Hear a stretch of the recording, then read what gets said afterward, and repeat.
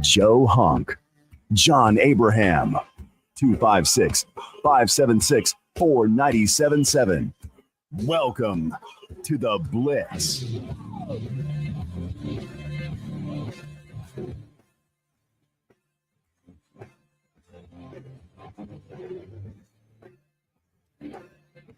I love us. I just love us. Man. Welcome in, everybody. John Abraham, Joe Hunk. This has been extremely hectic. And Drew and I were talking about it in between because of how crazy the next 48 hours is going to be. Not to mention, John saw me on the phone in between the two shows, which is, again, we only had like 2-3 minutes. Yeah. And the reason is because my wife had a doctor's appointment today for check on our, the baby, making sure everything is going well. You're telling me you're dealing with life on top of job? It's kind of crazy, right? I don't know how you do that. Yeah, I'm gonna be honest with you. Yeah, no, trust me, it's a little hectic. And so she had to go to the appointment alone because this morning, or not alone. I think my son actually went with her, and so she was trying to give me an update about it, and she was trying to do it in record time because she knew that the show was about to start and that we were about to get going with the Blitz. This is the third hour of us being on the air, John and myself. There is going to be more John Abraham and Joe Hunk throughout the entire day here on 97.7 ESPN The Zone, as well as the 97.7 ESPN The Zone app, as the game tonight in Birmingham between the Havoc and the Bulls is obviously going to be on Flow Hockey. It is also going to be on the Havoc Zone. And if you want to add to it, we are combining all of that, and you will be able to watch the game with a party involved down at Mars Music Hall, because there is going to be a viewing party of the game tonight there as is going. All you've got to do is the Havoc have it up on their social media feed. So all you got to do is just sign in. Just to give them an idea of how much food and prizes and everything else that's going to be involved in this as it goes along, because right when we wrap up here, John and I will be hitting the road and going to Birmingham and to Pelham. I may make him have purple onion this afternoon. Oh, do they have a chicken sandwich? It is the purple onion is not even a half a mile away from the Pelham. Look, I'll take you up on that offer because we're going to need to eat something as well prior to it. All right. And if they had a Porky's down there, then I would say Porky's would probably be the next go-to. They don't have a Porky's. Oh, that's fine. No, they do. They do have barbecue though. We could get barbecue. Okay. Well, if it's not Full Moon or, any of the other places that we promote over on our Big Zone deals, then I might not want it just because I've kind of just, fell into my ways of eating that type of food. But outside of those barbecue joints, Porky's would probably be a close second. But what does the purple onion have, though, that I would actually like? Is it Mediterranean food or something like that? It's Greek.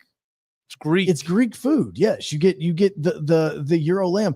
This is a callback to the very first thing that John and I ever talked about together as when we were about to start doing this show. You're not wrong. Because the very first time that John and I did high school football together was in Birmingham, was at Spain Park is where it was.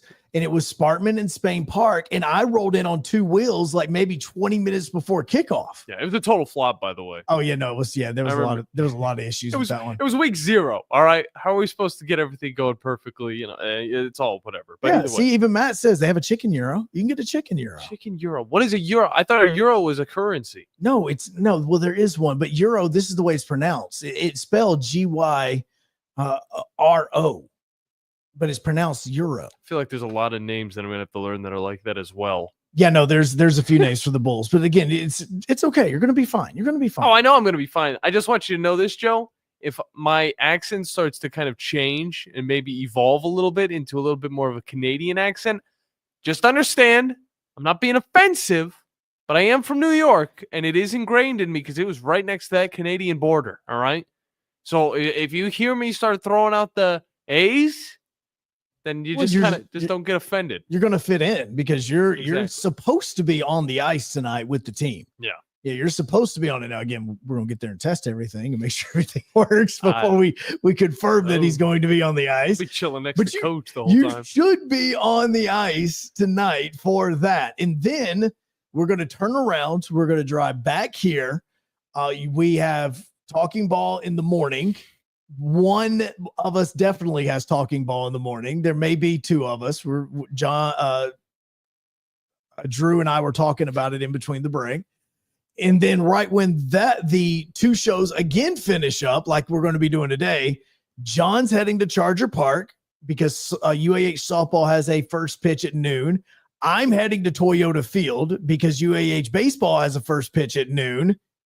And then we go into the weekend that may involve a lot of weather, which is the reason why tomorrow Grayson Ello is going to be joining us to let us know if we're going to get blown away or not. No doubt. I'm also going to be headed up to Winchester. Got to do some movie prep because in 2 weeks we start shooting on the gang. So everybody up in or listening in ESPN Winchester and all that stuff, we do need some extras. So if you guys want to just like show up, I'll give you a location. Actually, just find the Pinky Out Gang over on John's Instagram. abandoning us at the end of the week next week. I get 3 days to finally, do something else. But it's going to be sad to be away from sports for that long. And honestly, during March Madness, it's the worst time to do it. But you got to find time to do some stuff like film a movie. So that's what's going to be happening. Yeah, John's filming a movie. And so we're going to the Pinky Out Gang on Instagram. DM if you're interested in being a part of that. You could have just said you're filming a movie.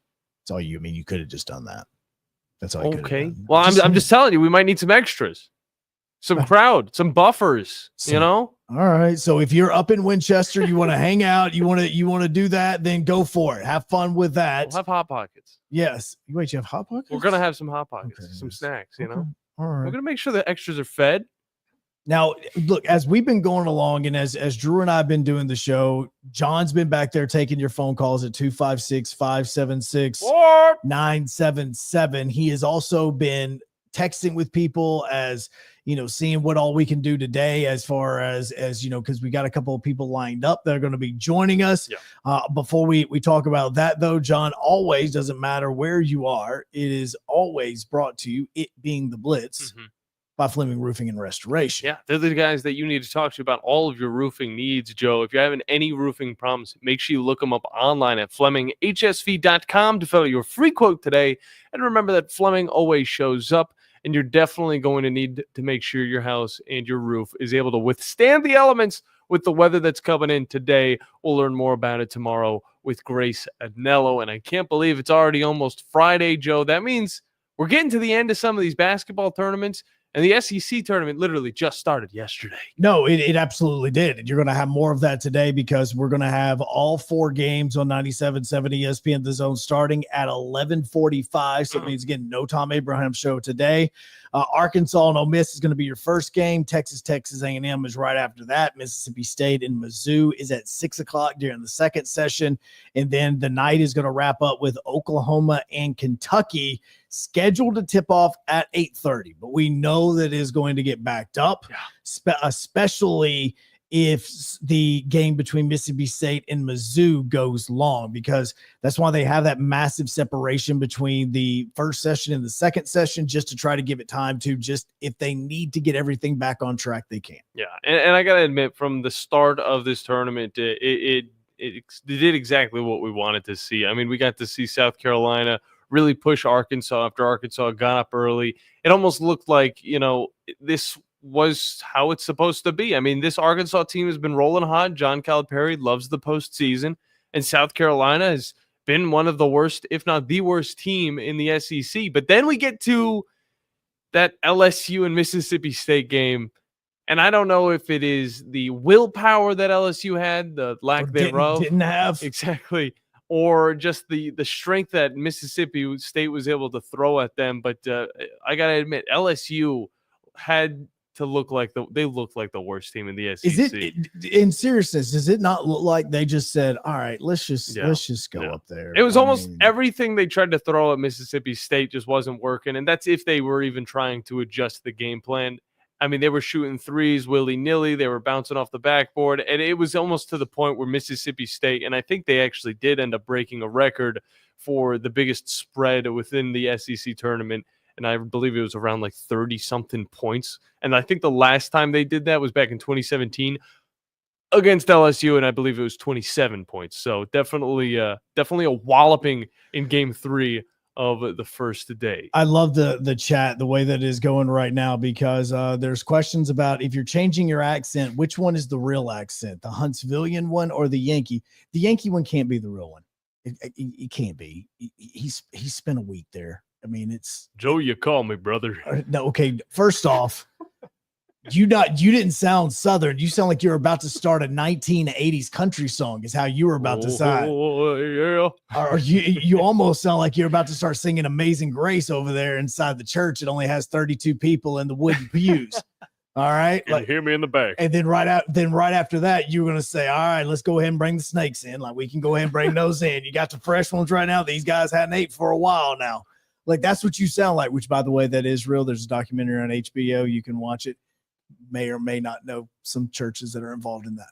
So there's yes. Then the other question is, John, is this movie that you're shooting, is it going to be set in 1999 and be in the Black Hills Forest right outside of Burkesville, Maryland? And is there going to be a witch involved? Wow. Do you know the reference? Salem witch trials.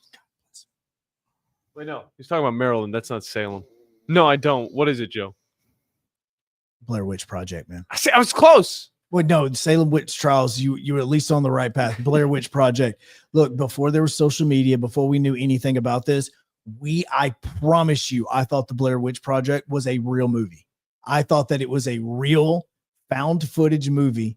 And the only reason I found out that it was fake was because one night I left my television on. I woke up and like the Tonight Show was on, and the girl that's in that movie was sitting there on the couch. And I thought either one, that's a ghost and I'm dreaming, or two, that was fake. And it really broke my heart to find out that it was fake, because I really wanted that to be true. Well, it's almost like the paranormal. What are those? The Paranormal Activity. Yep, those movies. Yeah, those as well. movies. That's that movie and that franchise was going to be a part of a Cover 5 question that I had yesterday. Really? Yeah, it was going to be a part of a Cover 5 question. It feels like it's Halloween in this. No, so let's see. I'm going down right there. We go. The yesterday was Alfred Hitchcock Day. Ooh. It was Alfred Hitchcock Day. So I wanted you to name a scary movie that messed you up. I mean, really, really messed you up. That was the question from the Cover 5. It wasn't the Blair Witch Project. It wasn't even Paranormal Activity 1 or 2. It's Paranormal Activity 3. That's the one that messed me up. Gotcha. Do you have a video game that ever did that to you? Yes. Ooh. Yes. I'd like to know that answer, but maybe Brian Sylvia can answer it with us, because I know he's a little bit of a gamer himself, as he comes up next talking a little bit of Tennessee Vols as we get into, of course, Friday. We couldn't get him on tomorrow because he's going to be busy. He's going to be in Nashville covering this event, and he's going to either get Texas or Texas A&M. My bet it's going to be Texas A&M, though I will say Texas looked really hot against Vanderbilt last night in what could have been just maybe a sellout game. Like, who cares for Vanderbilt because they're already kind of in. It would have helped if they won, but I got to admit, the tournament's kind of falling perfectly because we're getting the teams at the lower seeds getting wins, which means we might see even more SEC teams make it to the national tournament, which is absolutely ridiculous. Texas right now on Joel Lenardi's, I believe, first four out. So definitely a team to keep an eye on as they make it through the tournament and maybe able to push past the team that's already solidified their spot in the form of Texas A&M. And then later on in the show, I talked about Mississippi State. This team, I talked about how this is the team that's going to make the run. They got to get past the Missouri team, though, that they have not been able to beat. And we'll be talking later on with Neil Price, of course, the voice of the Bulldogs, to get everything we need to know about Mississippi State as they push forward in the tournament as well. But it's all coming up, so you're going to want to stay tuned in to the Blitz here on 97.7 ESPN The Zone, ESPN Winchester, and WZZN TV. If hunting and outdoor recreation are your passions, it all starts with the right property. That's where I come in. I am Bo Butler with Southland Realty and Auction, a hunting and recreational land specialist and a Jackson County native who sees land through a hunter's eyes. Just as you trust your guide on a big game hunt, you can trust me to find the perfect property for you. Thinking of selling? Let me help you make your land attract buyers. Remember, Bo knows land. Call me at 256-609-0512. Have you ever turned your back on God? Have you ever absolutely known the right thing to do and just turned around and walked away in disobedience? I know that I have. Aren't we thankful for our great and merciful God who loves us and forgives us and remembers our sin no more? I'm so thankful that his mercies are fresh every day. I need that, and I suspect you do too. Hey, I'm John Dees, pastor of Cross Point Church, and if you're looking for a church home, come see us. We're smack dab across the street from the YMCA in Madison, and check us out at cpcfamily.org. I'm here with Stan McDonald of Jacob Title. Stan, I've heard that every real estate closing at Jacob Title is a very big deal. Why is that? Wes, I'm reminded of a very impactful statement that I heard from Coach Gene Stallings years ago when he talked about big games and little games.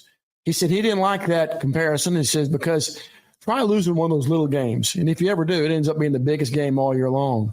Well, it's the same thing with real estate closings. Every game, every closing is a very big deal at Jacob Title, because when it's your closing and your contract on the line, it's a very big deal. And we understand that at Jacob Title.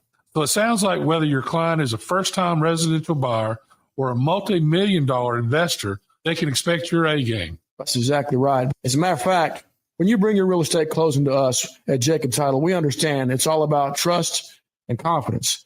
And when Stan McDonald tells you that a chicken dips snuff, you can look under his wing for the box. And like Beebs likes to say, there's no doubt about it. It is that time of year. Time to get your brackets ready to go. Steve Moulton here with 97.7 ESPN The Zone. And again, it's time to test out your basketball knowledge. We are your home for March Madness, but also brackets as well. Simply sign up, head over to our website, 977ESPN.com, or our social media sites at 977ESPN on Twitter, Facebook, or Instagram. But head over to our website, and a link will be there for you to join in, 977ESPN.com. Our winner will get an overnight stay at the Lodge at Gunnersville State Park, a foursome at Cherokee Ridge, and $100 worth of food. We'll also have prizes for second and third place as well. It's our Bracket Challenge 2025 style. And head over to our website, 977ESPN.com, and sign up today. We're studying game film, Seems to me there's more to college than just hitting the books. scribbling X's and O's, even running wind sprints to get our voices in shape. All this for our coverage of college football just for you. Just leave it to the profession. From spring drills to hoisting the national championship trophy. When you want football, you want 97.7 ESPN The Zone.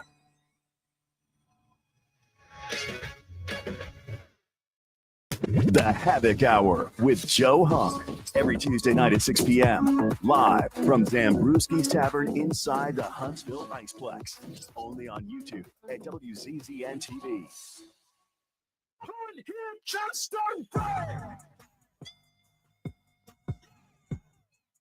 Two teams trying to start a riot in the Conference USA tournament here in Huntsville. Make sure you guys check out that as we're getting through it. It's getting fun.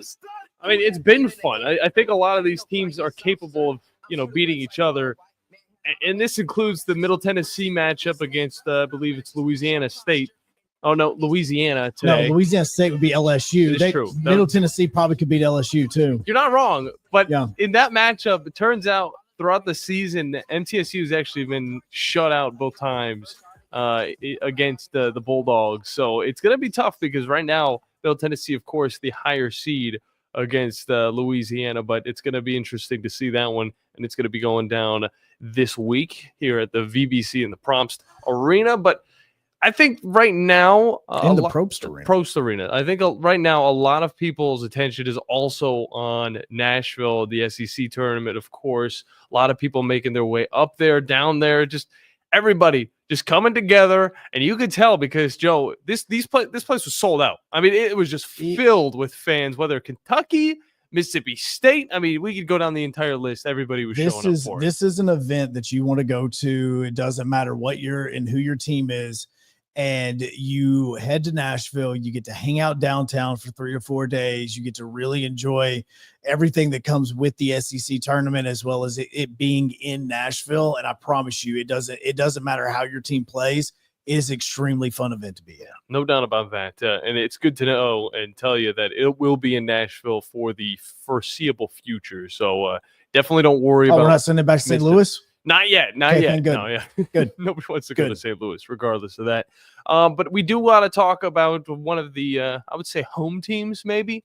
Not Vanderbilt, because they're already out, but the Tennessee Volunteers. That's the real home team. As they're getting ready for their matchup. It's going to be tomorrow, and of course, they have to wait on the winner of the Texas A&M matchup.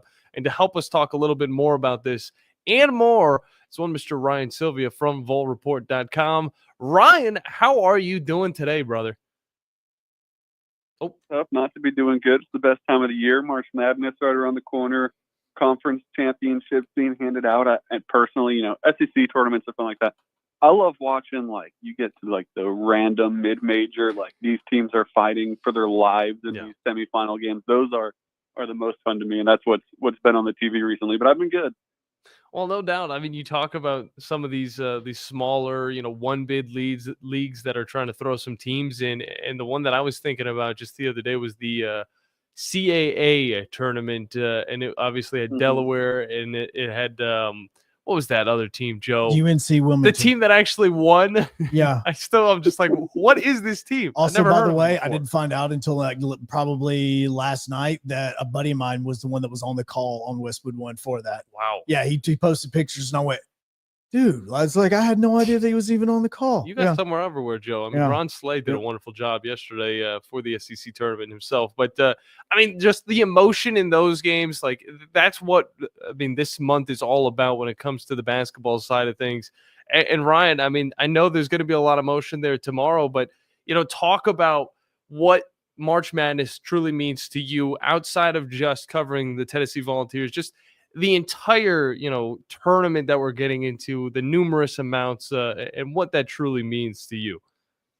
Yeah, I mean, it's I'm not exaggerating when I say it's my favorite time of the year. That first weekend of March Madness, where you got the quad box going, and then you even get to that second slate of games in the round of 32, and you got those two games going on at once, and you're just checking the bracket here and there. It's always been one of my favorite things to do growing up. I grew up watching a lot of Virginia basketball as well. My parents went to Virginia, so that 2019 run for Virginia always holds a little special place in my heart. Just watching that with my dad, it's just a lot of fond memories of seeing the buzzer beater, seeing Jordan Poole beat what was that, Houston a few years back, and just different moments like that, and those like you'll never forget where you were type of situations. It's always fun.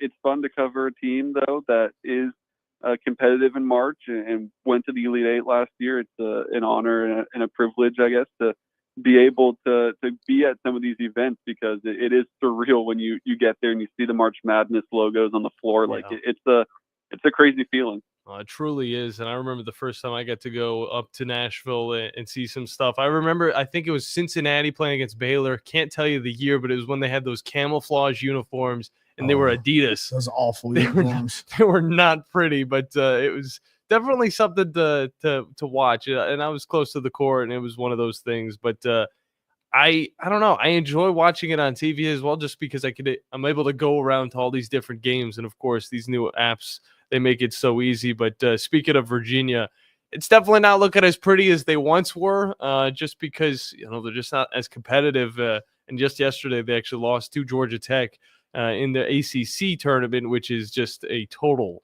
I don't know if it's a wreck or it's just so good. I don't know what we're exactly watching, but it doesn't compare to the SEC. No, there was a stat that was like Duke hadn't played a ranked team in so long, which is just ridiculous to think about because of like even 4 or 5 years ago how good the ACC was. Like it was the premier basketball conference. The Big 12 had its moment in between, but it's undebatably right now it's the SEC. It's ridiculous how good just top to bottom this league is. Like you have South Carolina at the bottom of it, and they're plenty capable of beating anyone on any given night. Like they gave multiple top teams a run for their money, like Auburn this season. So just having a league that's that deep, it makes the event that's going on in Nashville right now that really heats up today and tomorrow when some of these top teams start to come to town too. Like that gets really exciting. We'll see, which teams show up and really want to go after a title, and the ones that do are going to have to run through a gauntlet. Exactly. We kind of saw it almost with South Carolina, the way that they were playing against Arkansas in those the second half altogether. But Ryan, I do want to look at, Tennessee's possible matchup going into tomorrow and your feelings on this Texas A&M showdown that's going to be happening game 2 of today. You can also hear that on 97.7 ESPN The Zone. Tennessee's seen both of these teams. One was earlier in the season with Texas, and it was a very close matchup. The next was Texas A&M, and you seemed like it was a little bit more comfortable for Tennessee. But now in the postseason, anything can happen. And, where is Tennessee's mindset when it comes to this game, as well as who would you rather see, a Texas or a Texas A&M? I think you would rather see Texas. Both teams are good, but A&M's really good. And they're a team that has the potential to especially get hot in this part of the season with a guy like Wade Taylor. Like he can, all of a sudden you're in trouble in a hurry. And so if you're looking at winning, I think that you would rather get that Texas pool. It feels a little bit more favorable. Tennessee is very familiar with Texas too. Obviously they played them this year in the SEC, but they played them in the NCAA tournament last year, and then they played them for 2 straight regular season games the year before. So they have some good familiarity with what's going on over there, not just with that Rick Barnes connection, but in just recent years. So I think that's the team you would rather see.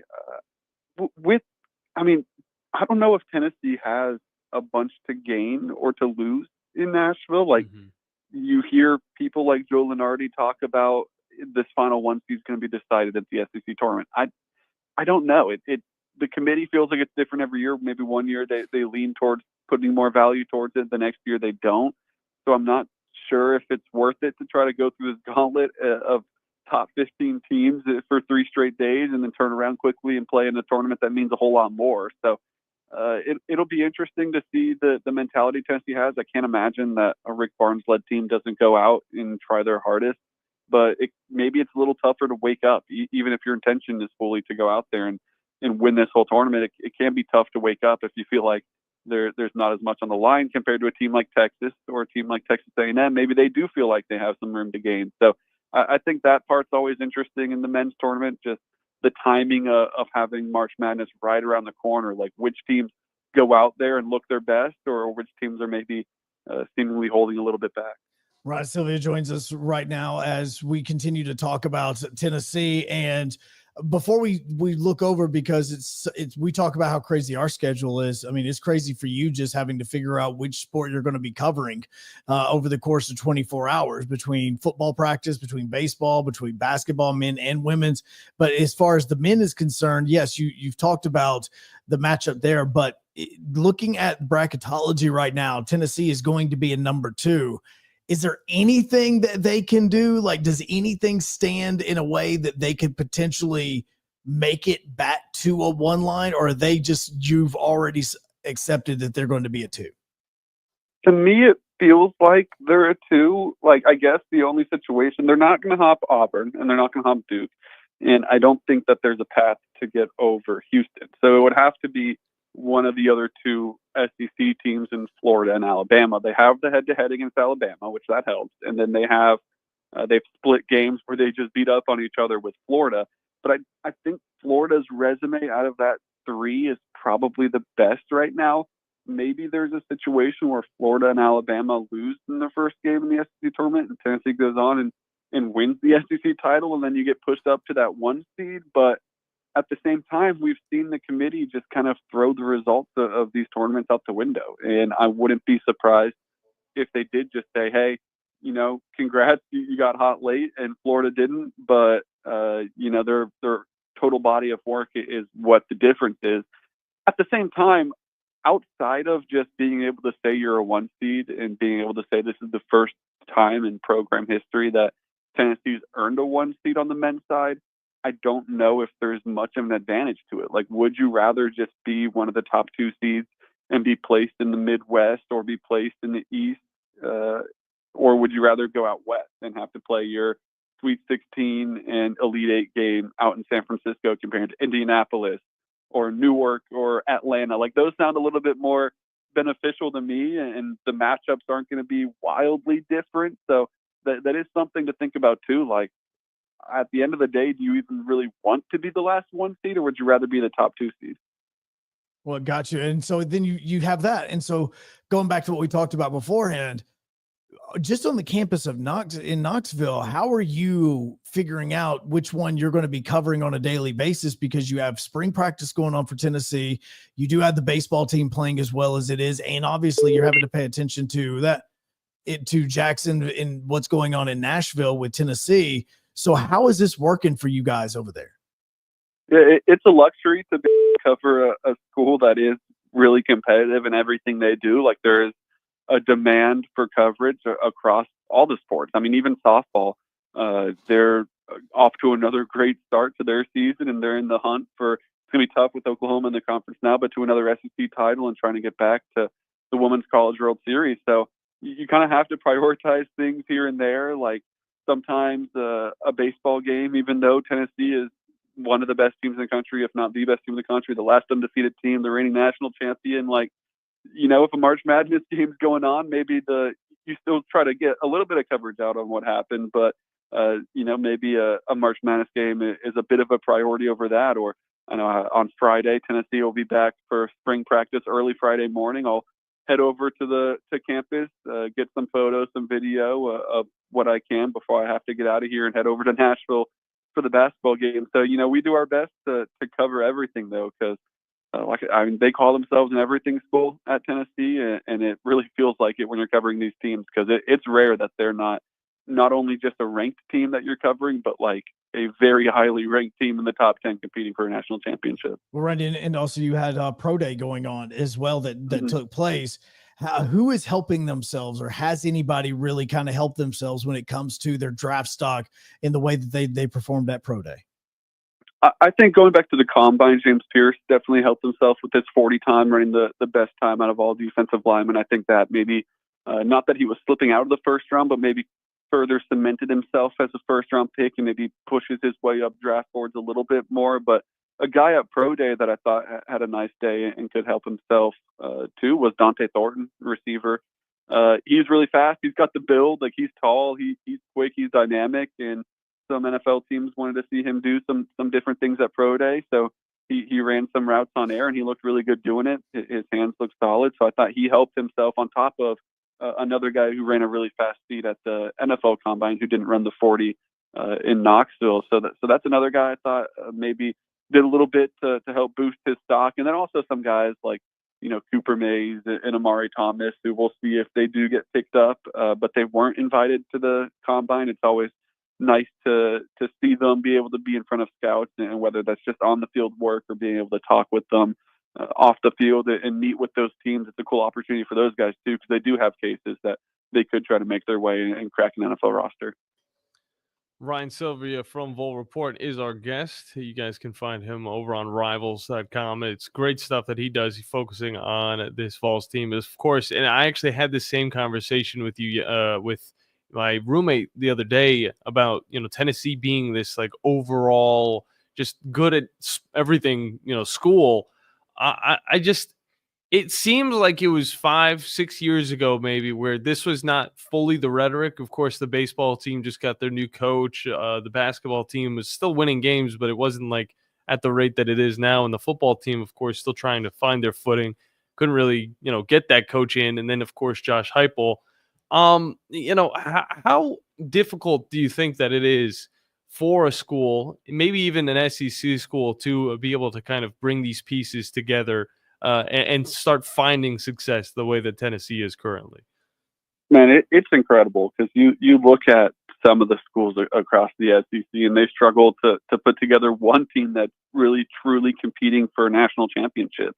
And Tennessee's been there. You look at like 2017, you're looking at Butch Jones's last year, so obviously things aren't good on the gridiron. You're looking at Rick Barnes is getting the pieces together. He's got Grant and Admiral on the roster, and they're starting to be competitive, but they're still not fully turned the corner towards that 2018 team that was really good. And then obviously 2019 that was really good.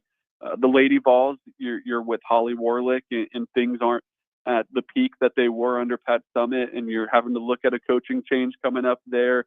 Baseball, you're not in the golden era of baseball yet. I mean, Karen Weekly in softball had things going a bit over there. Like, they've always been solid, but it still wasn't maybe at the level that it's at right now with all these just top pitching prospects they're churning out at the moment that are just dominating. So Tennessee's been there, and it hasn't been that long ago. Like you said, like that's less than a decade ago that Tennessee was that program that was just struggling to get a relevant at the national level team. So the way that they've been able to flip the script on that, whether that's through hires by Danny White with hiring Josh Heupel and hiring Kim Caldwell, who's off to a great start in her first year, and we'll see what she can do in the NCAA tournament in year one, or if it's, keeping people around like those Karen Weekleys, those Rick Barneses, and those Tony Vitellos, and giving them the resources that they need. It's been really impressive what they've done. They've been at the forefront of NIL. They've bought into things like that, and it's really starting to pay off. So I don't know if there's a recipe that you can kind of bottle and sell and give it to anyone, because Tennessee certainly it's the perfect storm for them in Knoxville with a big fan base and a lot of money coming in and a lot of history they can rely on. But they've taken full advantage of everything at their disposal, and it is incredible just how good top to bottom this athletics department has been. Yeah, no doubt about that. And I feel like one way you could kind of put it is, just competition. Steel, it strengthens steel. And that's what I think we've seen in the SEC, let alone the state of Tennessee in general, because there are multiple Tennessee teams that we're going to see in this NCAA tournament as well, including Memphis. Obviously, Lipscomb was one of those teams that was able to punch their ticket as well. I mean, how big is this for the state of Tennessee in general? And on top of that, Vanderbilt's also, they're still probably they're going to be fine and set in the national tournament, even though they had that loss just yesterday. But I mean, the state of Tennessee in general, just on its way up, I would say, in all things college athletics. That's something I think we've seen at the high school level that's carried over to college, especially at those smaller mid-major level colleges. It's a lot of in-state recruiting, and to be able to have more talent coming out of Tennessee, I think has been a big deal. Like, you look at just like, hey, how many guys from every state are in the Rivals 250 top prospects? And it seems like every year there's more and more guys out of Tennessee that are on that list, and it helps that sometimes it's those guys from Canada coming down and playing at different schools in Tennessee. Like, that certainly helps your numbers, but it's also a lot of guys that are just from the Nashville area, from the Memphis area, from East Tennessee, and they're balling out in high school. And not only are the big programs like Tennessee or another SEC like Vandy or Memphis out west taking notice, but you're starting to see teams like Chattanooga and Lipscomb and some of those level of programs start to scoop some of those guys up too, and it's really paying off for them because, well, like you said, it's going to be multiple teams out of Tennessee in the NCAA tournament. That's always a really nice sign for the health of athletics in the state.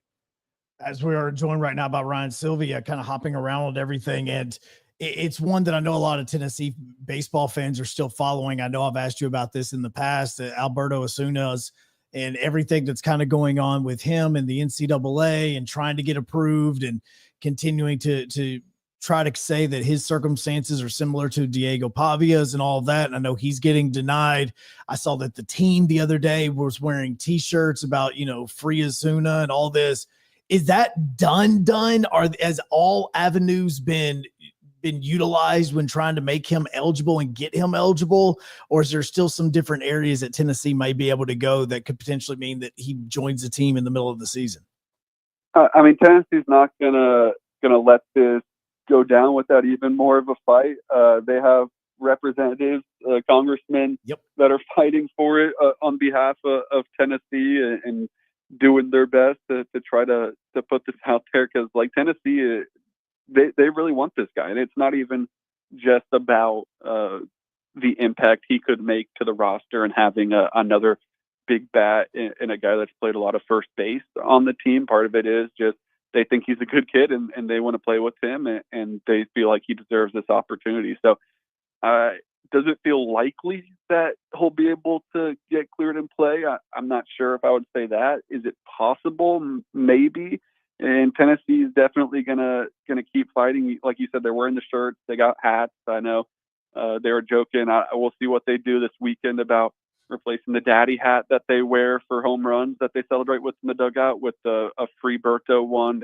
The rock on campus that students or anyone can paint. They painted that with the free Berto in the picture of him. So they're definitely trying to get more attention to it. They're not gonna just sit around and say, all right, we lost, but we'll see if there is any avenue that they can find to try to get this thing passed before it's too late. All right, so let's fast forward all the way to the SEC tournament. We're down in Hoover. Tennessee is about to take the field. What do you think the percentage is that he's in the lineup? It feels low right now, just with the way that it went in court. Like, I don't know. I'm not an expert on NCAA eligibility or law, but right. Just the way that it was shut down and in the fashion it was, it feels unlikely. Tony and company feel like it's unfair, and they feel like he deserves a chance. And there's definitely arguments for that, but just the timing of it feels tough too. Maybe if we were talking about this and it was still before the season and it was at this point, that's one thing. But like, man, they play Florida this weekend. Yeah. It's starting to get late in this season in a hurry, and that could also maybe play an impact into things. Starting to get dark, big guy. Starting to get dark. Ryan Sylvia has been our guest. Ryan, we always appreciate you hopping on with us, brother. But before I let you go, because we were going into this segment with actually a question that we didn't throw at you. Yes. Was there ever a movie or a video game that totally just made you shiver your timbers? We didn't phrase it. Yeah, we didn't phrase. I didn't phrase it like that, but he decided to right then. So just letting you know, that was not how we phrased it before we went to break, and we had you get on. So we talking like scary, like horror games? Yeah. Oh yeah. That one where you got to turn the lights on, like that sort of stuff. Giving you heebie-jeebies. It comes off we do a thing every single Thursday called the Cover 5, or Wednesday called the Cover 5, where we just ask 5 random questions. And yesterday was Alfred Hitchcock Day. And so one of the questions was, name a movie and or video game that seriously just messed you up. I am a total coward, and I've tried, and I tried to play Outlast on my computer, and I quit so quickly. I was at a birthday party at a girl's house in middle school, and they put Insidious on, and I went upstairs and talked to her parents for the whole time because I didn't want to watch it. So I try my best to avoid all of that. Sometimes it sneaks up on me and it catches me, but I tried Outlast. It's just not for me. I can't do the horror stuff. So man, I try to keep it lighthearted, I guess, in my spare time. Totally understandable. That's a good No, answer, that first Outlast is very scary because you're in like a psych ward or something like that. I don't know. It's just great. Now you're going to make him scared right now just talking about it. No, he's probably thinking about what food he's going to try and get in Nashville. You got any places in mind, Ryan?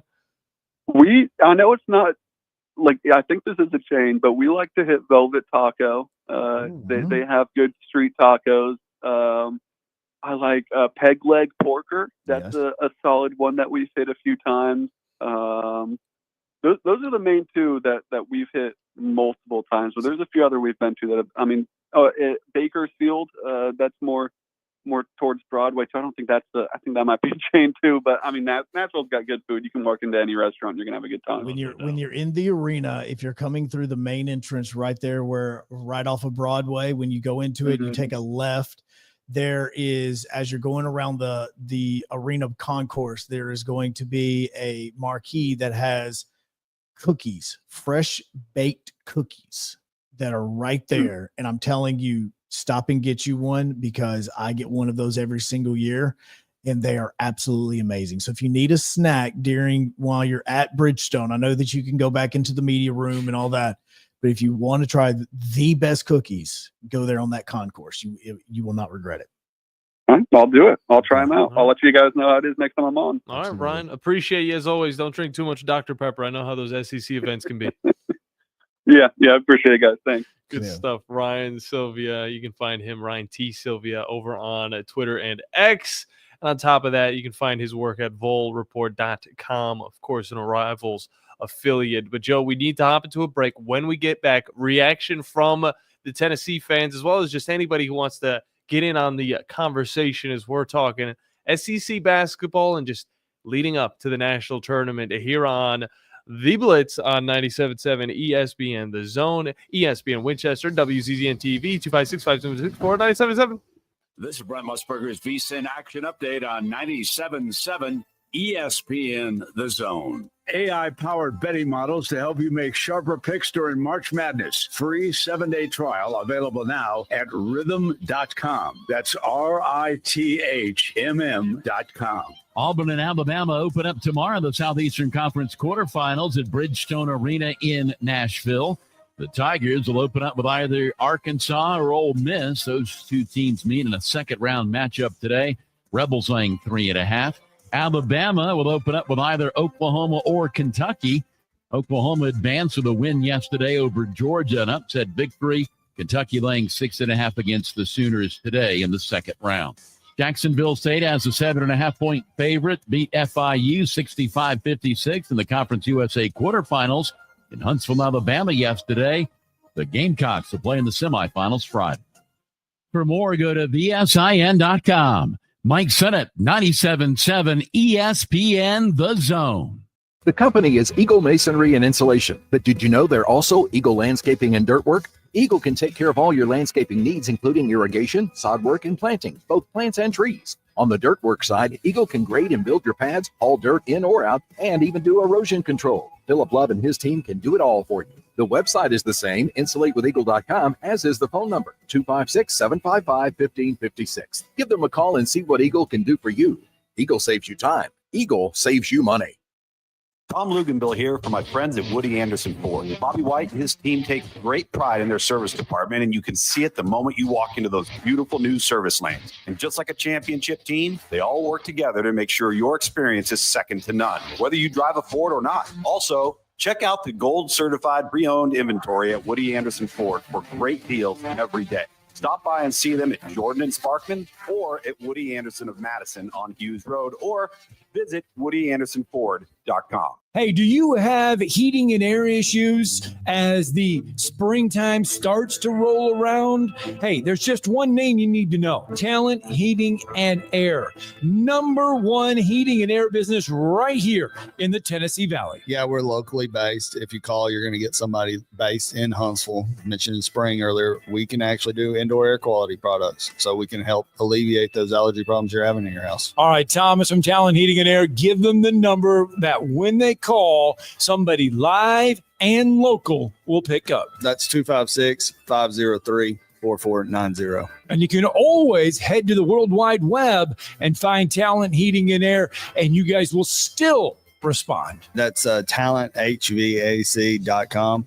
If you don't want to talk to a person right away, you can fill out a form on there and get scheduled for a visit. That's Talent Heating and Air. They're live, they're local. It's Talent Heating and Air. AL certain number 21014. Normally, when you call a roofing company, all you hear is you need a new roof. Not when you call Fleming Roofing and Restoration. Since 1965, the folks at Fleming have been focused on what you need, whether it's an easy repair or a full roof replacement, commercial or residential. And when it comes to storm damage, you want Fleming on your side. They know all the ins and outs of insurance claims and will guide you through the entire process. Log on FlemingHSV.com and book your free estimate today. Fleming Roofing and Restoration. We show up. There's power in caring when it is put into action. Each year, our bankers serve on nonprofit boards, support our local educators, and volunteer with our hometown food bank. I'm Bobby Humphrey, Vice President of Business Development for Bryan Bank, and community service is just not a line item in our mission statement. It's who we are. Because after all, Alabama is our home too. That kind of commitment to community might not be what you would expect from a bank, but it's exactly what you can expect from us. Give us a call or stop by one of our 2 offices in the Huntsville area and experience unbeatable service and legendary results. Bryan Bank Equal Housing Lender, NMLS ID 2428943. member FDIC.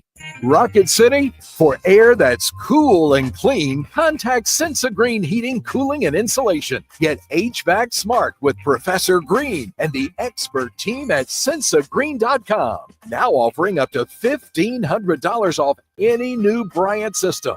Whatever it takes, Sensa Green has Huntsville covered. Remember, folks, with innovative, sensible green solutions, contact Sensa Green Heating, Cooling, and Insulation. From the Fox 54 Weather Center, I'm Chief Meteorologist Jordan Dressman. A mostly cloudy sky this afternoon. Temperatures climbing into the low and mid 70s. Scattered showers and thunderstorms are going to be in the forecast. Very small chance that any of those thunderstorms become severe. Otherwise, we're just going to be talking about a little bit of noise across the Tennessee Valley. Dropping into the mid 50s as we head into the overnight, early into your Friday morning. We should be dry during this time period. A mostly cloudy sky Friday afternoon. Once again, temperatures climbing into the mid 70s. Showers and thunderstorms are going to build into the Tennessee Valley Friday night, early into Saturday morning. I'm Chief Meteorologist Jordan Dressman on your home for ESPN Radio, 97.7 ESPN, The Zone.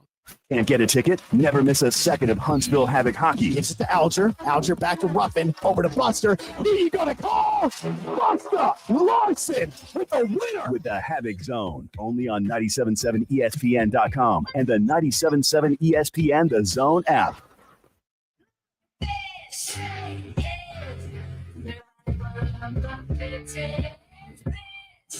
No, this is the Blitz. John Abraham, Joe Hunk. Just got done with a great conversation with Ryan Sylvia from ballreport.com. Joe, what are you goofing and gaffing about? Okay, so first off, tonight, 7:05 puck drop down in Pelham. Havoc Bulls. It is going to be a massive matchup between these two teams. Yes, we understand that Huntsville, for some reason that we have still yet to figure out, just does not play well down in Pelham. Don't know why that is the case, but we're hoping to bring them a little bit of luck. John and myself are going to be heading down there later on this afternoon. We are going to be on the broadcast, so make sure that you are either watching on Flow Hockey or you are listening on the Havoc Zone just by downloading the 97.7 ESPN The Zone app. Now, we asked Ryan about yesterday's question with it being Alfred Hitchcock Day. And so now I've gotten into a habit of going and trying to see, okay, what are today's holidays? What are some holidays for today? Since yesterday was Alfred Hitchcock Day, today is National Canine Veterans Day.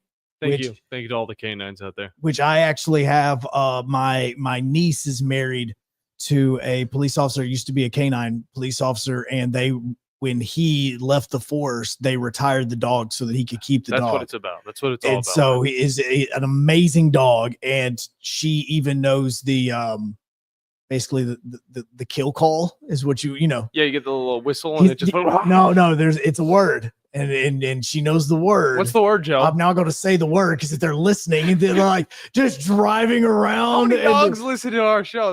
Look, you just have us on and your app's on, and next thing you know, like just randomly, this canine that's not paying attention hears the word. Heavens knows where he's at. Okay, lock up your dogs before we say it. Ready? Yeah, no, yeah. So I don't know the word. Okay. I know kind of what it is.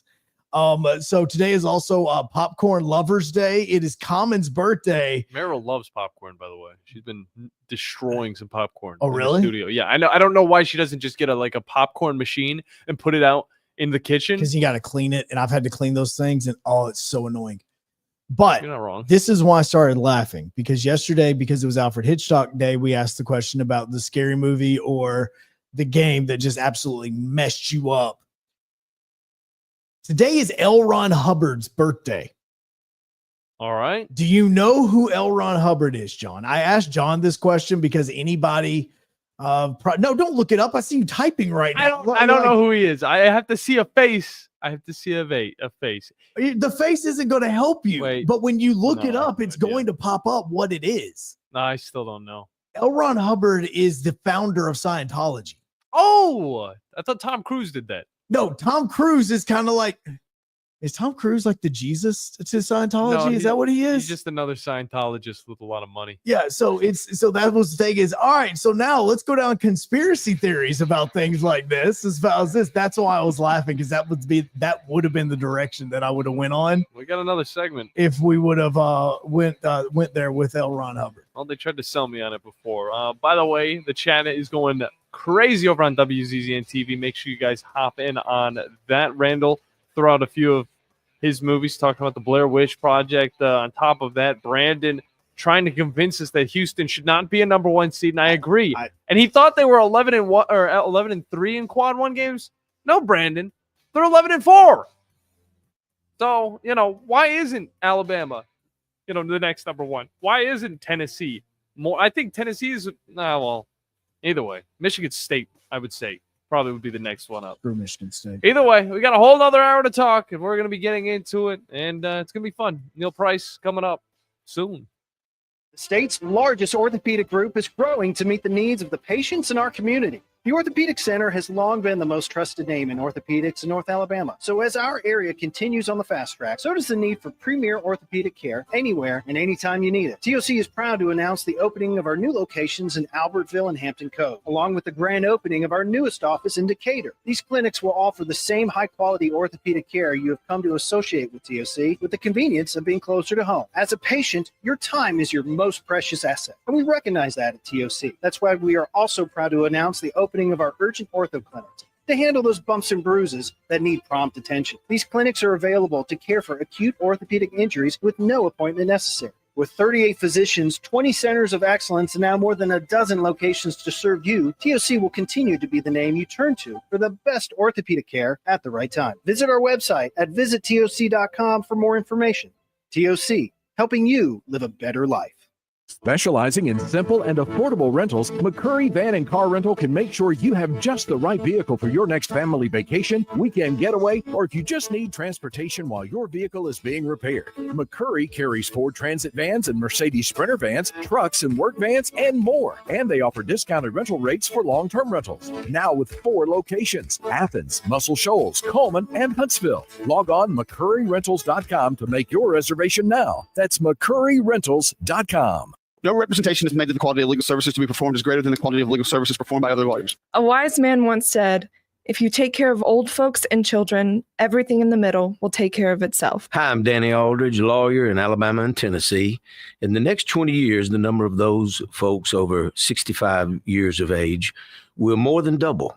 In our golden years, the most important goal is to be treated with dignity and have control over doing what makes you grateful with those you love. At the Aldridge Law Firm and the Legal Town Center, we're dedicated to help you with these goals, and we'll be there when life throws you those inevitable curveballs. Let us assist you with your legal needs, whatever they may be or become. You may reach us by phone at 256-534-3188 or online with Dan at danaldridgelaw.com. Just remember, we're here to help.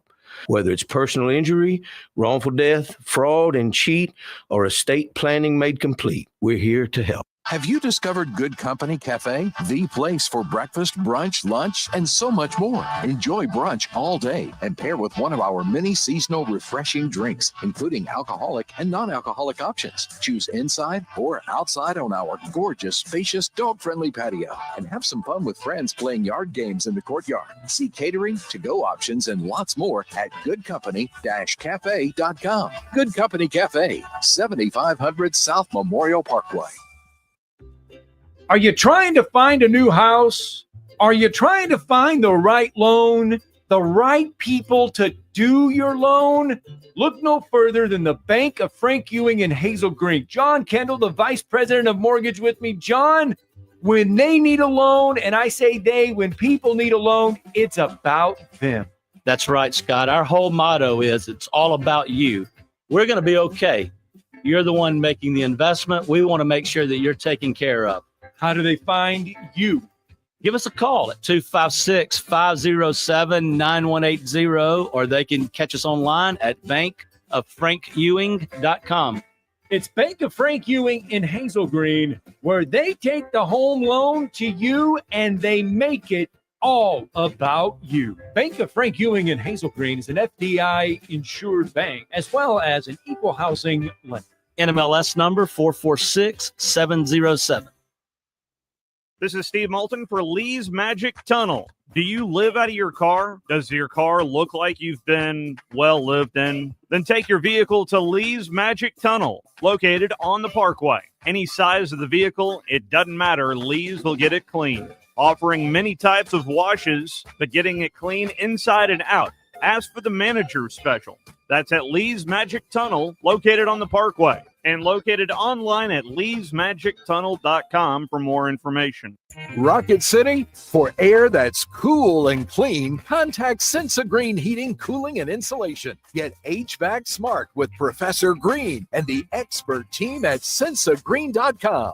Now offering up to $1,500 off any new Bryant system. Whatever it takes, Sensa Green has Huntsville covered. Remember, folks, with innovative, sensible green solutions, contact Sensa Green Heating, Cooling, and Insulation. This is Brent Musburger's VSIN Action Update on 97.7 ESPN The Zone. AI-powered betting models to help you make sharper picks during March Madness. Free 7-day trial available now at rhythm.com. That's RITHMM.com.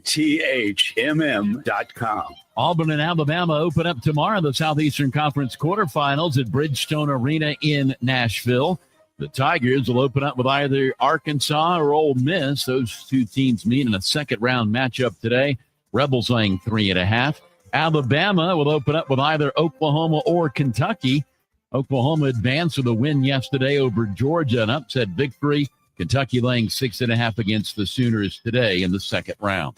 Jacksonville State as a 7.5-point favorite, beat FIU 65-56 in the Conference USA quarterfinals in Huntsville, Alabama yesterday. The Gamecocks will play in the semifinals Friday. For more, go to VSIN.com. Mike Sennett, 97.7 ESPN The Zone. From the Fox 54 Weather Center, I'm Chief Meteorologist Jordan Dressman. A mostly cloudy sky this afternoon. Temperatures climbing into the low and mid-70s. Scattered showers and thunderstorms are going to be in the forecast. Very small chance that any of those thunderstorms become severe. Otherwise, we're just going to be talking about a little bit of noise across the Tennessee Valley. Dropping into the mid-50s as we head into the overnight, early into your Friday morning. We should be dry during this time period. A mostly cloudy sky Friday afternoon. Once again, temperatures climbing into the mid-70s. Showers and thunderstorms are going to build into the Tennessee Valley Friday night, early into Saturday morning. I'm Chief Meteorologist Jordan Dressman on your home for ESPN Radio, 97.7 ESPN The Zone. Log on today, 977ESPN.com.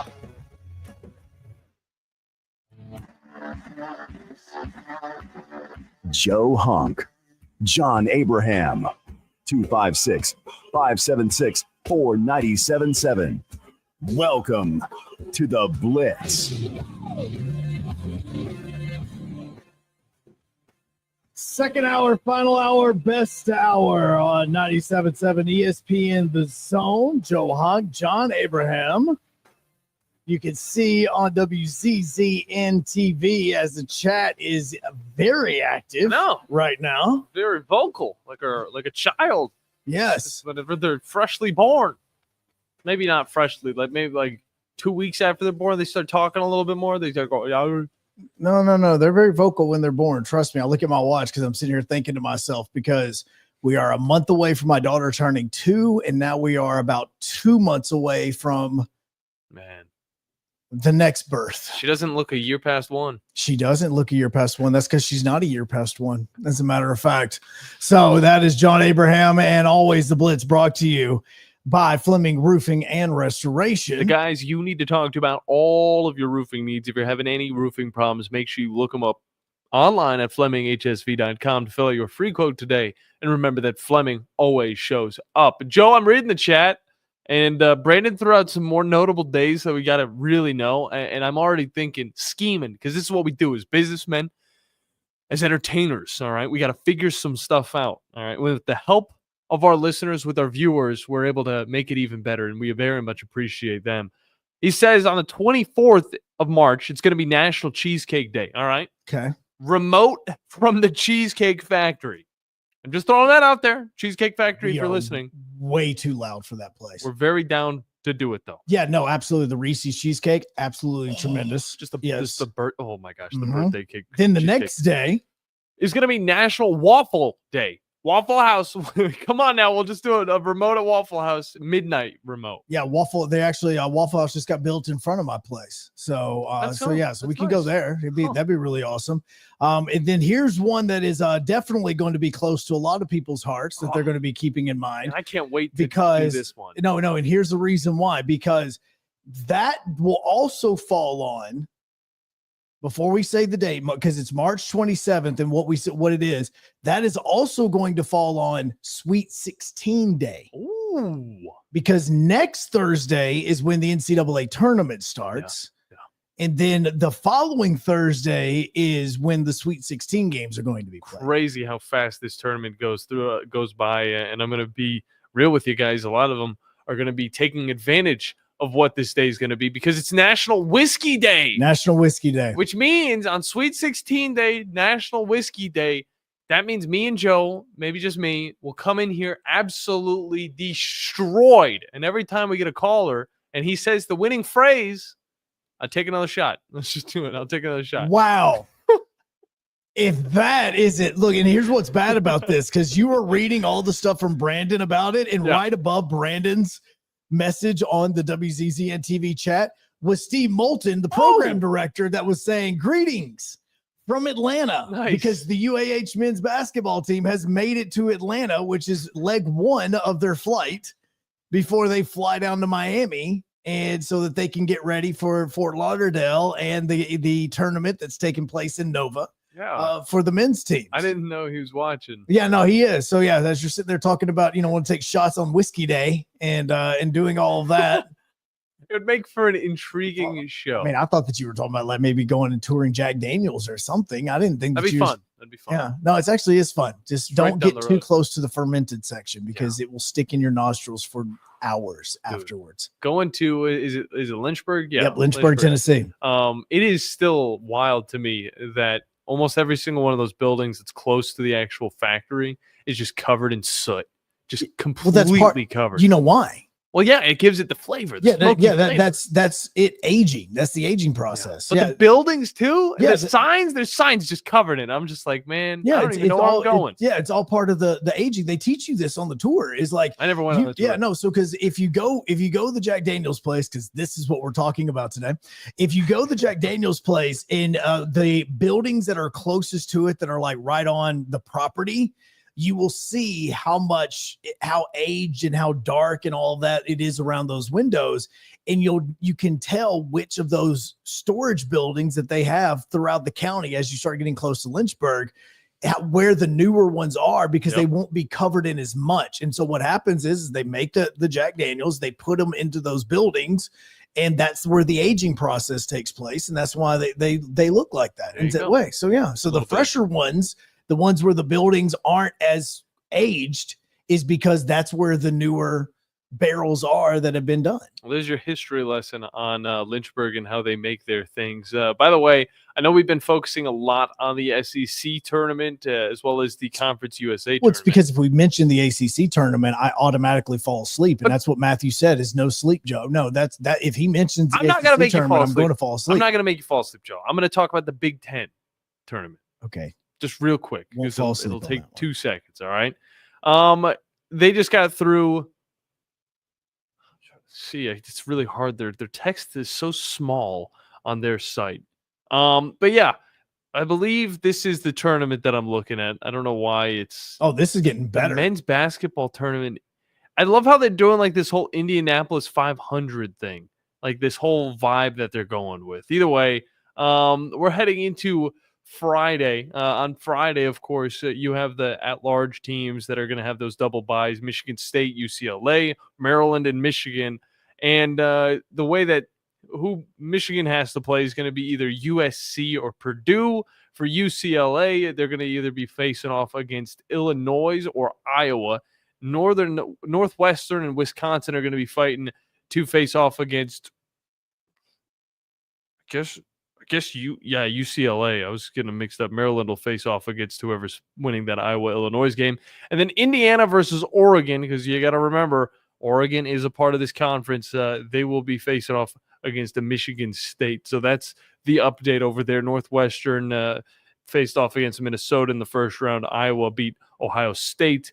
And, of course, USC beat Rutgers in those first round. I just, like these games they're intriguing because this isn't a bad league we're talking about.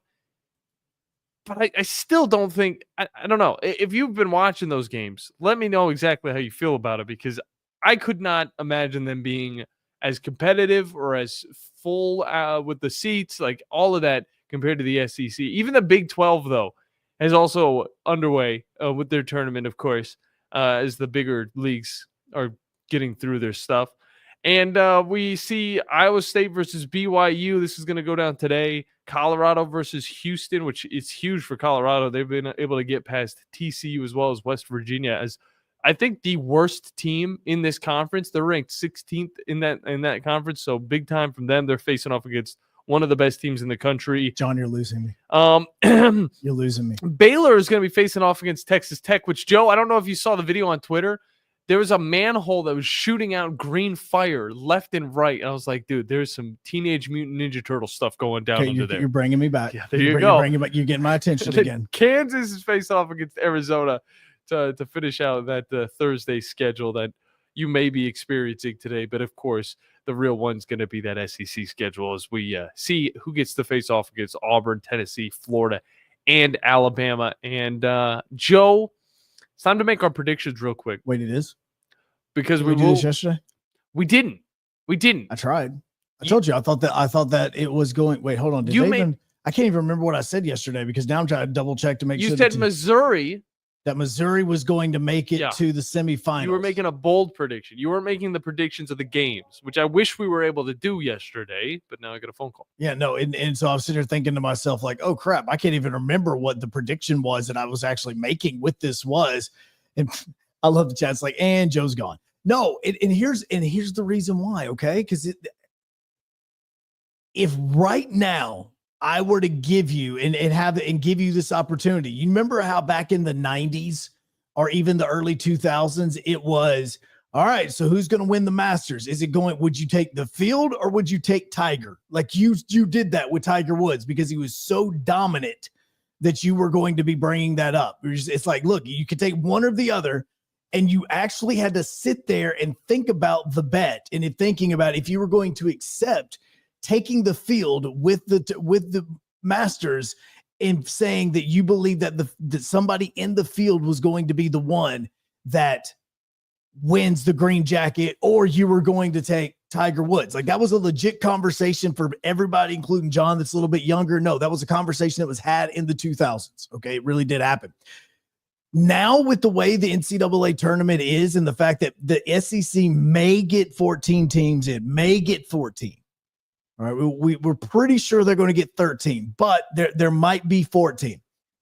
All right, that would mean that right now, let me just do this math as I'm sitting here talking to you at the moment. So that would mean that right now, 20% of the field, 1 in every 5 teams that's going to be in the NCAA tournament would be an SEC team. Just think about that for a second, okay? So John brings up all the other tournaments and all the other games that are taking place, and I'm sitting here thinking to myself, all I'm focused on is what's happening in Nashville. Like I have the SEC network on right now. That is where my attention fully lies. Like every single bit of it, if anything is happening, it is going to be on the SEC tournament. So John, if I were to sit here and think about this, and I were to give you this option over the course of the next 4 weeks, what would you pick? If I were to say, because you said make your predictions, the SEC or the field, who's going to win a national championship? The SEC or the field, which side would you be on? I'm going the SEC. I mean, there's just no reason to go against them, and I don't care what people have to say. If they're saying that the SEC is overrated or if they're saying we're homers, you look at the SEC, and I said it earlier when we were talking. It's steel strengthening steel, which is built into the best league I think anybody has ever seen in college basketball. If the SEC does not win the national championship this year, we'll either be in a different universe or it'll be extremely disappointing. And I think that if it's not this year, it'll be next year. But I look at the field and I don't see one team that has played the caliber of strength that the SEC that combined, let alone Florida has played, Tennessee has played, Alabama has played, or Auburn. I mean, like everybody's saying right now, and like, of course, Nate Oates was saying the other day, you look at a lot of teams, then you look at what Alabama had to face in the last 7 games. Nobody's doing that. Absolutely nobody. And you see that Alabama had a tough outing, but compared to some other teams who have yet to face off against top-ranked teams that'll really actually push them, I just don't see it happening. I don't see Houston getting the upper hand whenever they get into the Sweet 16 and they're starting to face off against some SEC teams. Texas A&M might be there at that time. And I think Texas A&M would push them, maybe not break them, but it would send them off into the Elite Eight with a little bit of fear, and then they'd probably face off against somebody even tougher than Texas A&M. And that's the 5th best team in the SEC right now. So, well, see, and this is why whenever you start mentioning the other tournaments and the ACC tournament, the Big Ten tournament outside CUSA, which is happening here, so we have a little bit more of a connection to I it. understand why you want to fall asleep, So Joe. I'm sitting here and I'm thinking, I'm listening. I'm like, I've got to focus. I've got to focus. I've got to focus. But just like with college baseball, either I can pay attention to all the other tournaments that are happening, which some are happening in really cool venues, or I can pay attention to the SEC tournament where whoever's playing in this tournament, most likely one of these teams is going to be winning the national championship this year in baseball. Like when you watch the SEC tournament, that's what you believe. So I kind of now getting that feeling with this tournament in Nashville that I'm looking at it. I'm thinking, that's great. You could talk about all these other tournaments, but I'm sitting here thinking, which one of these teams that are playing in Nashville or will be playing in Nashville over the course of the next 48 hours is going to be your national champion? So if I had to pick over the next 4 weeks, which side are you picking? Are you picking the SEC or the field to win the national championship? It's going to be the SEC. And you said the SEC. Yeah. So that's why when I'm thinking about all the other college basketball that's going on, I don't pay attention to it because my national champion is sitting right there in Nashville right now or on their way to Nashville right now. So that's why it's hard for me to focus on the other tournaments because 20% of the field is going to be made up of SEC teams. If 14 teams get in, that's 20% of the field. It's crazy. One in every 5 teams that made it into the NCAA tournament are going to have an SEC patch on their jersey. Joe Lunardi is saying that 13 teams currently will make it into the national tournament. That could go up, that could go down. We still have to wait and see if Texas is able to make a little bit of a run themselves. Big Ten's right behind them at 9 teams, and it might not be as good of basketball as maybe you'd say the top of the ACC or even the Big East, but consistently throughout the entire league, they have 9 teams in. Big 12 is at 3 with 8, and then the Big East sitting at 4 with 5. At ACC 4, Mountain West 3, and the WCC at 2. So that's what we're looking at right now with the conference breakdown according to Joel Lunardi's bracket. We got a little bit more to get into with that, but I do want to focus on in the next segment a conversation with somebody who knows a lot about the Mississippi State Bulldogs, and that is Neil Price, the voice of the Bulldogs basketball team, and he'll be joining us in the next segment to talk about the matchup against Missouri as well as the run that they may be able to have to maybe push their stock forward going into the tournament that we all very much care about, including Ryan Sylvia, who, before his career with Vol Report was just, he was still infatuated with it. And I was watching March Madness in school when we were supposed to be learning. So that's how important this is to not just us, but a lot of people, as well as Neil Price on the other side here on the Blitz on 97.7 ESPN The Zone, as well as WZZN TV. What does it mean to be a part of the Southeastern Conference? That you paint your body, your car, and your dog your school colors? Maybe. But it means more than that. It means your alumni network includes the state, the country, and beyond.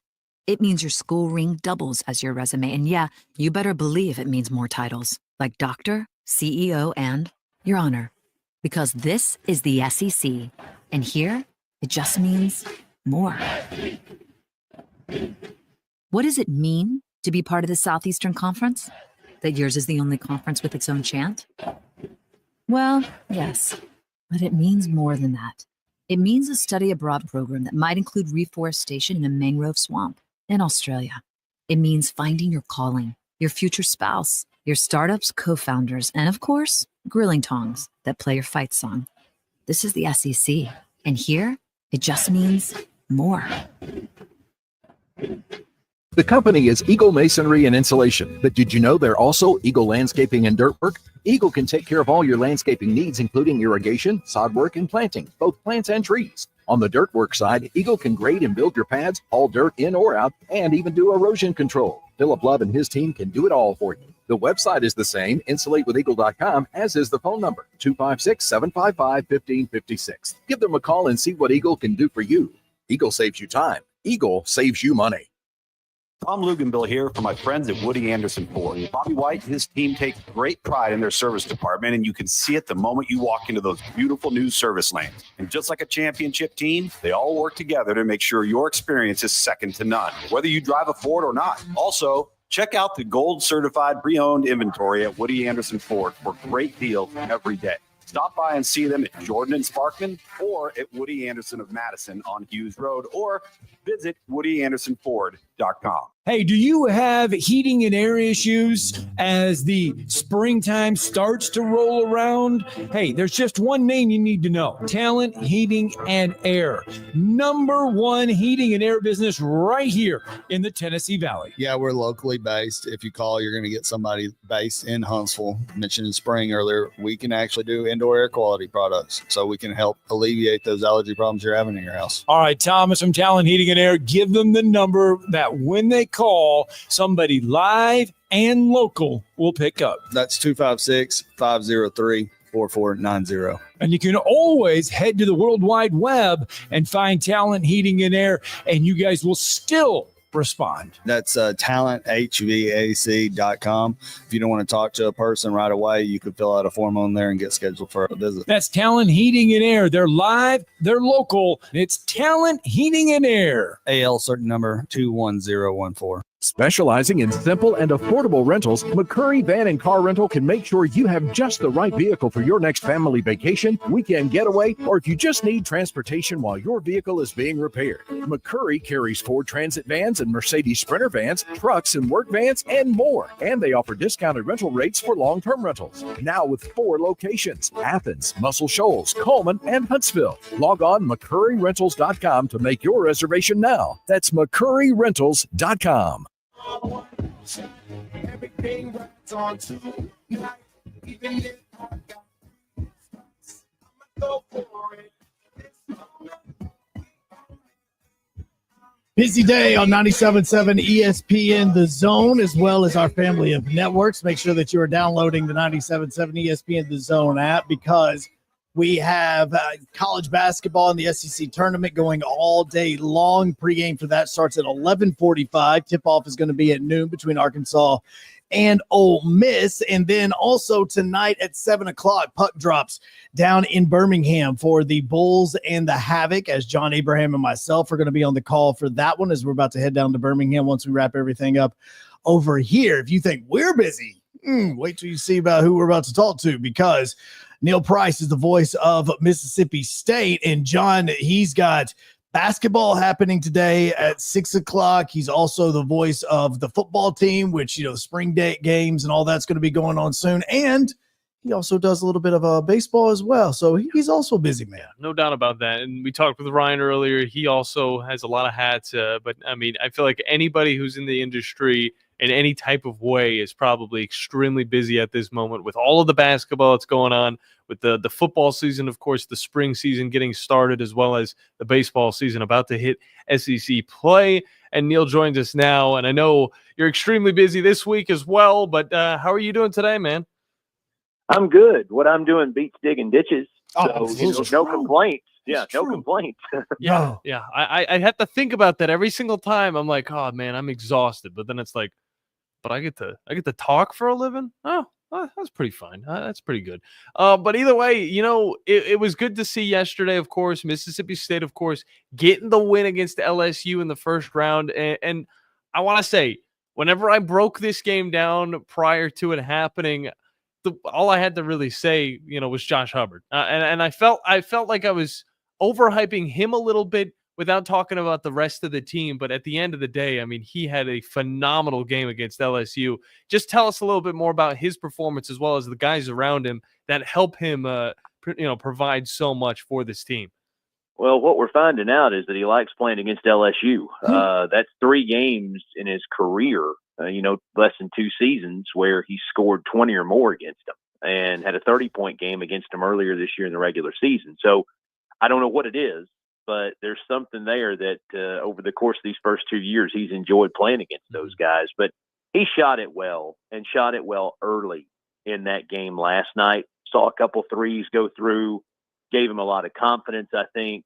And from there, it was just kind of like, it snowballed in a good way for him. So he's a guy that if he gets some shots and gets in a rhythm, he can get hot in a hurry, and he's tough to stop. And, he's certainly a valuable asset for this team. But, yeah, I think what helped him last night is that he got some supplemental scoring around him in that game. And in the last 2, Claudell Harris has kind of rounded back into form, being this outside shooter that we thought he would be when he came over from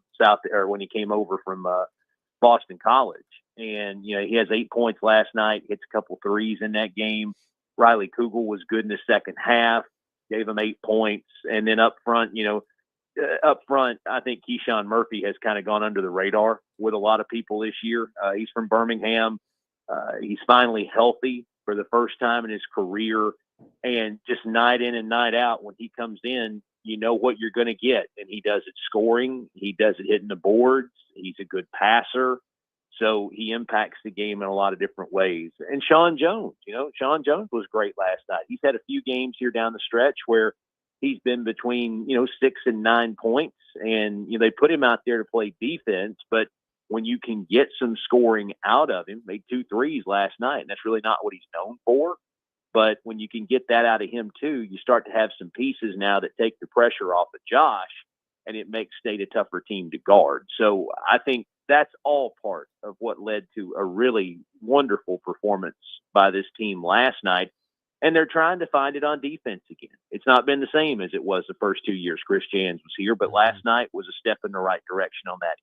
Well, you mentioned Keyshawn Murphy, and he's a Ramsey alum. Obviously, you mentioned that he's from Birmingham. He doesn't get the love on it, but he also has 38 blocks this year. And you talk about how well he plays down low and how his presence in that's going in it. Why doesn't he get the love that you think that we were just talking about? Because he does well shooting, he does well scoring, and he also plays defensively and on the boards like you were mentioning. It feels like this would be somebody that people would fall in love with. It's a great question. I mean, I think State people understand exactly how important he's been to this team this year, but he was a guy that I thought, might wind up somewhere in consideration, for maybe second team all league this year, something like that, because he's just been so consistent and he's done it against SEC opponents. It's not like he built all this up in the non-conference and then it disappeared once he got into league play. He'd been just as good against the league as he was before the SEC started in January. So I don't have a great answer for that, but I can tell you, watching him now over the course of whatever it's been, 32, 33 games, I think he's a really valuable piece of this team. And I'm glad to see him finally healthy for the first time and out there being able to show people what he's really capable of. No doubt about that. And I want to talk a little bit about the head coach, of course. It's interesting to hear his story for a lot of people around the Huntsville area, a lot of Mississippi State alum. But, Chris Jans, the way that he kind of started his coaching career is a little bit more interesting. And the way that he's been able to find some success is definitely huge because it's happened in a quick way almost. Tell us a little bit more, about his history and how he kind of fell into Mississippi State's coaching role. Well, what I love about him is he's an old junior college coach. And that's where I got started, was doing junior college games a long time ago. So I've been in that world. I've rode those buses, and I've been handed that $10 bill when you get off the bus and you stop at, whatever truck stop or multi-place, whatever fish and chicken joint there is on the side of the road. You go in and you grab something and hop back on that bus and go wherever. I've done it too. And I've got a soft spot in my heart for people like that. But I think that's part of the reason too, that he has this kind of reputation for toughness and grit, because in that world, man, you have to be.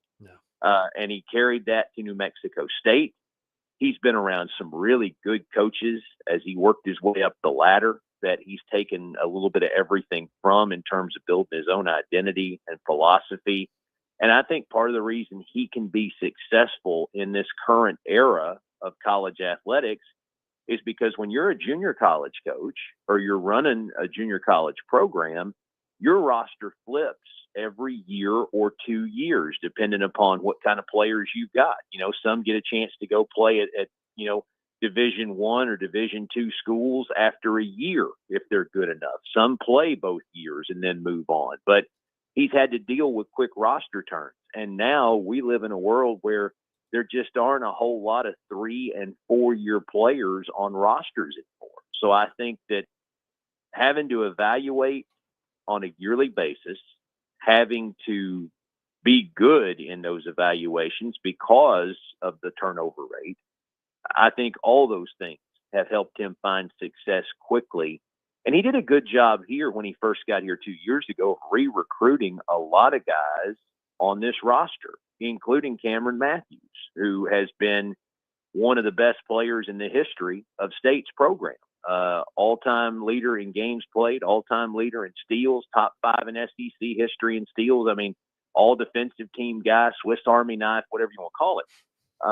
But Chris had to re-recruit him, make sure he still wanted to be here. Tolu Smith was here at that time, turned into a really good 5-man who's still, kind of one of those two-way guys with the Pistons right now. But he had to get those guys to stay and won them over because he had this tough, gritty, blue-collar kind of way that he wanted to approach things and the direction he wanted to take the program. So I'm glad he's our coach. I'll tell you that.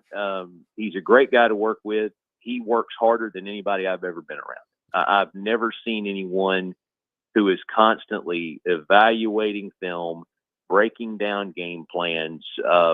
It's meticulous in every single way. And everything he has accomplished in his career to this point, there's no doubt he's earned it.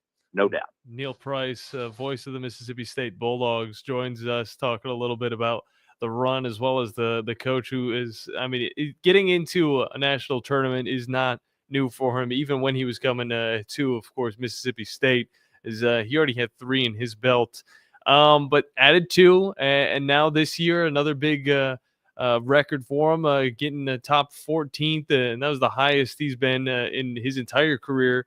And of course, that didn't last too long, but regardless, in a very tough league, that's kind of how it is. You're going up, you're going down. As long as you can stay competitive within the SEC, you're going to have a chance at success, at least in the tournament later down the road. And talk about how Mississippi State can do just that. Of course, today, going to be facing off against Mizzou, but you want to look towards that NCAA tournament just a little bit and maybe try and push forward and, push past maybe the round of 64. Well, I think as it relates to the SEC tournament, the biggest thing for Mississippi State is just finding some positive momentum. Mm-hmm. Make sure that even if you don't leave here winning the thing, that you leave here feeling like you played well, that you've made some progress, that you can go into the NC2A tournament feeling like you're at your best, because that's when it really matters. And I think that's the goal for every team here. There are a bunch of teams at the top of this league that have been playing well for a long time, but what they're working on is making sure that they're wrapping up high seed, making sure that they don't lose any ground while they're here. State's trying to find a way to gain a little bit if it can. And, the win last night, it's a quad 2 win, which looks good on a resume. They're going to play Mizzou today. That'll be a quad 1 opportunity. If they can get through that one, they get Florida tomorrow, which is number 4 in the net, and another quad 1. So you get a chance maybe to improve that seed line just a little bit if you can hang around here for 1 or 2 more days. But I think the biggest goal is just make sure that you got some positive momentum, that the team feels like it's playing at its best. And then we'll sit down Sunday and see what the draw says, and you take it from there. I think that may be oversimplifying it, but I think that's what it is for this team. Well, Neil Price joining us right now. And look, you were talking about the quad ones and the quad two games that Mississippi State's about to go up with. And we were talking earlier about, would you take SEC or the field when it comes to the March Madness coming up in a couple of weeks? And for you guys, I mean, you're part of this question and talking about it because you're about to get ready to travel somewhere to play in this tournament. You've been playing these tournament type games for the last couple of weeks. What kind of advantage is it giving Mississippi State going into even today where they're having to play neutral site location against a team that's going to be in the tournament that could arguably be better than almost half the teams that they're going to be making into the tournament next week? Well, I think that playing in the SEC this year, every team has been able to see every kind of style of play imaginable because all 16 of them are unique in their own way. But they've been able to see teams execute that variety of offenses and defenses with incredible athletes. I mean, top to bottom.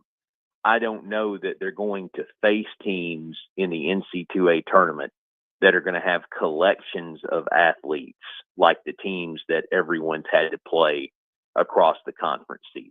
I think the natural concern from people as it regards potential success for the SEC in the NC2A tournament is, have they beaten one another up to the point that they're not going to have enough left in the tank to try and string 5 games together when they get into the NC2A? I think they will. I still think for as good as this league has been top to bottom, I still think there is a little bit of separation between those top maybe 5, 6, and the rest of the field. Not maybe as big a gap as it's been in past years, but you look at what Auburn and Alabama have done this year. 2 really good teams now. I wouldn't want to draw them in the NCAA tournament.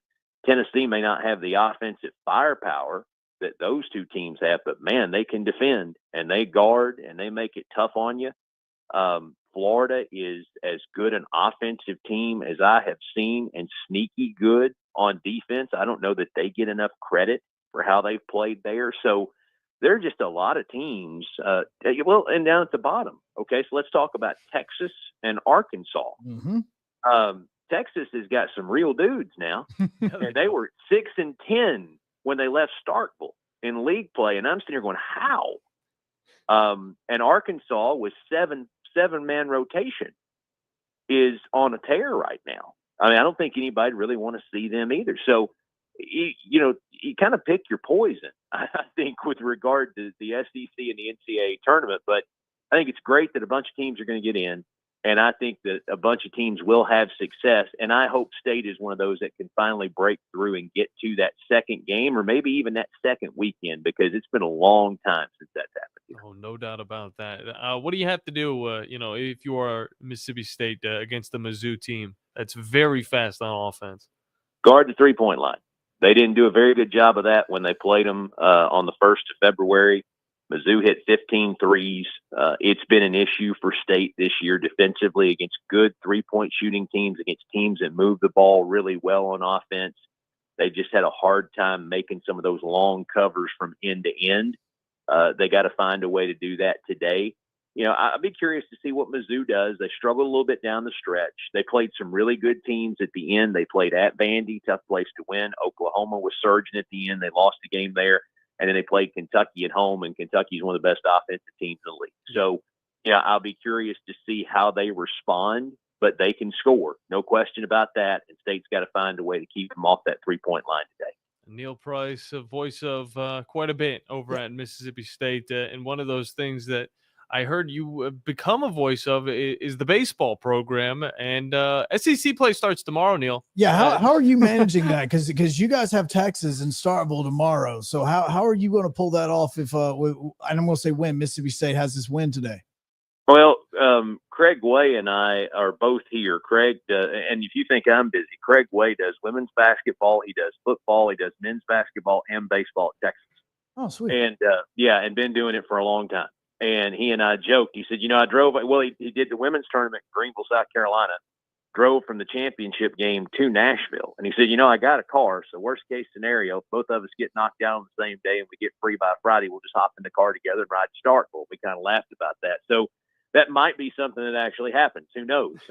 But the answer to that is you have good help. And we've got some good folks that are in the wings over there that have helped me through the overlap. When I agreed to do baseball, that was part of the deal was, I said, look, I did this for 12 years at Kentucky and this is just how it works. Mm-hmm. I'm going to miss some games early. So we've got good help. Caleb Hamill will be there if I'm not. And he and Coach Polk and Jay Powell, they'll tell you all the story about that stuff and do a really good job with it. But I'm excited for SEC play to start because that's another deal where it's always been good in baseball. And for us to talk about the exceptional year we're having in basketball as a conference, I mean, everyone would be disappointed if baseball was not as big a deal as it is in the SEC.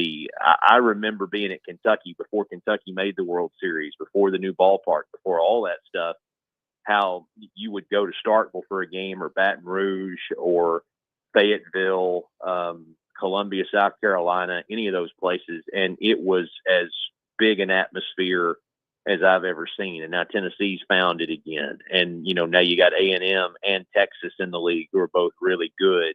Oklahoma's really good. This thing just turns into a monster year after year. So it's fun to watch. A base hit at Dudy Noble Field sounds like the seventh game of the World Series. It's unbelievable. So I'm looking forward to getting back to it. But I'd like for this basketball team to win a few more games before I move into it full time. All right. I love that you just talked about how it sounds there at Dudy Noble Field, because I was about to ask you, because it has one of the most unique and did, even before all of the renovations, one of the most unique outfields in all of college baseball, with all the tailgating and all that sort of stuff that took place there. Well, then you have the renovations, and I was really curious about if it lost any of that, Southern type charm with it, with the renovations on it. But I think you just answered that question with the way that it sounds. My first game I did there was back in 2000. No, I'm sorry. 2003. Yeah. So I was at Middle Tennessee State. Nice. Middle made a regional. And I went down and did the games at the old ballpark. Mm-hmm. And what's different is what they call the rigs in the outfield, which are now nice boxes. Yes. They were all homemade. So it had a lot of character in those days, back in the early 2000s, because every one of those outfield spots looked different. It was some kind of homemade construction that was brought in on a trailer, backed up literally like a tailgate party. Wow. And some of these people would have 2 and 3 level, wooden decks, or they'd have some steel construction or whatever out there. But I mean, they were all different, and it looked crazy when it was empty. It just did. Mm-hmm. And then State had a guy named Paul Mahalam, who was pretty good, who pitched for him on that day. And I remember in the 5th inning of that game, I couldn't see any of the outfielders because there was so much barbecuing and grilling going on in the outfield that the smoke had rolled over the wall, and those outfielders had just disappeared out there. Now it still has all of that. It looks more high class, but the people who are out there are what make it. It's not the structure; it's the fans that show up and pour their soul into it and have a good time. And trust me, if you're behind that outfield fence, you're having a good time now. But it's a special place in that way. And I would tell you that LSU and South Carolina, those were the two that I used to go to, and you just think, man, this is different. Yep. It's different. They're the same way. It's the people who show up and go to the games that make it that way. I love how you described it, because I do play-by-play for the Division II UAH Chargers here locally, and we've kind of started this thing where as you're describing it was what we joke about with UAH, because they have a bunch of trucks that'll back up into the right center field wall. And that's exactly what they're doing. They have the grills on the back of the truck. They have their lawn chairs set up. And so through the broadcast, we start to update everybody on how many trucks have made their way to it. It's like, oh, we're at 4 now in right center. We're at 5. Okay, well, right center's now filled up. We're moving over to center field now, and there's 6 vehicles back there, and there's a couple of trucks. And that's why I asked that question, because I love the personality that it brought to it, and especially the way that it looked back in those early 2000s with it. And I also love that you mentioned MTSU, because they actually are playing here in Huntsville tonight at Probst Arena as part of the CUSA tournament, because they're in the quarterfinals against La Tech. So they're playing at 8 tonight. So I know you got a game to deal with at 6, but once that's over with, if you want to pay attention to your old team over here, they're going to be here in Huntsville tonight. Yeah, go Blue Raiders. I know Chip Walter's been a friend for a long time. Chip actually got me involved in athletics at Middle when I was a student there in 2002 and first got to campus, and he does a great job for them. And I'm happy to see what Nick McDivitt's done for them this year too. They've been one of the best teams in that league for most of the year, and I'm real happy to see that because that was something I always enjoyed. I enjoyed going to games, the Glass House, and doing games in the Glass House in those days, and it's a place that I've got a lot of great memories from. And I try to keep up as much as I can, but I'm glad that they're there, and that's a great place from what everybody's told me. Great place to have that tournament. So I'm glad the Raiders are there, and hopefully they have a lot of success. Well, we're glad they're here as well, and we're also glad we were able to talk with you for a good amount of time. At Neil Price, voice of Mississippi State. And Neil, we appreciate your time. We don't want to hold you up anymore because we know you are a very busy man and got a game to prep for tonight. Yeah, there's quite a bit to get ready for, not just you, but ourselves as well. But can't wait to hear you out there, as well as hopefully, the Bulldogs are able to pull it through and maybe even find themselves in the semifinals. Yeah, we'll see what happens. That's why we play the games. We'll see what happens. Yeah, let's hope that you're not having to share a car back to Starkville tonight. How about that? Yeah, I hope we can hang around here another day or two. All right, Neil. Thank you so much, man. Have a great time in Nashville, sir. Thanks, guys. No problem. That's Neil Price, the voice of the Mississippi State Bulldogs, as they get ready to take on Mizzou. We are going to wrap up the Blitz when we come back. 256-576. 977 as you continue to watch and listen to the Blitz on 97.7 ESPN The Zone and WCCN TV. We aren't a winning school. We are a championship school, and we make legends. Join the Crimson Tide as they look to continue to rise to the top of the NCAA basketball mountain. Every game, all season, right here on your home for Alabama basketball, the Crimson Tide Sports Network from Learfield. Hi, my name is Dan Aldridge. I'm here to let you know about the Aldridge Law Firm and the soon-to-be-announced Legal Town Center. I've been practicing law in Alabama since 1984, and I also practice in Tennessee. And I'm from North Alabama, and I'm here to represent you and take care of your legal needs. For many of us, hiring an attorney is not high on the priority list and maybe a little scary, but it's something that we all need at some point. So by all means, do your homework. And if you need representation for car accident, wrongful death, medical malpractice, nursing home abuse, or estate planning, or any other matter, just give us a call at 256-534-3188. And you can email me at Dan, that is Dan at danaldridgelaw.com. Dan at danaldridgelaw.com. God bless America.